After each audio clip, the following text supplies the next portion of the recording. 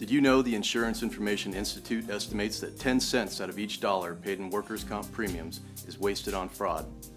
Unscrupulous medical providers and attorneys contribute to this waste. And in today's economy, some employers evade insurance and taxes by paying workers in cash. This cash-based payroll is known as the underground economy, and in California, it is estimated at $100 billion. This raises the price of the goods and services you and I buy every day, and affects the ability of legitimate businesses to be competitive. As a result, legitimate and lawfully operated companies are forced out of business.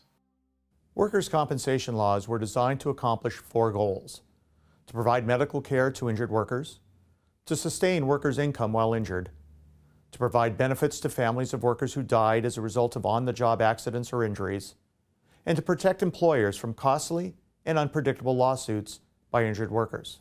As a general rule under this system, if an employer has workers' comp coverage, filing a claim is the injured worker's only recourse. If the employer doesn't have coverage, then the worker can sue the employer directly. While most people involved in workers' compensation claims are trustworthy, some are dishonest.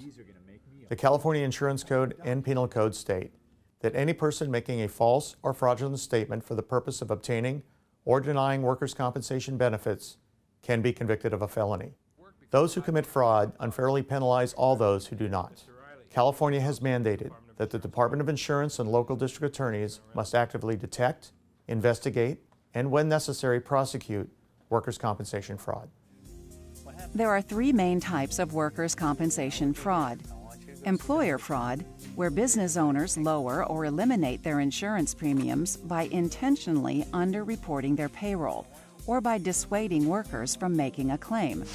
Employee fraud, in which workers knowingly deceive their employers about the extent, circumstances of, or even existence of a workplace injury in order to receive a benefit they would not otherwise be entitled to.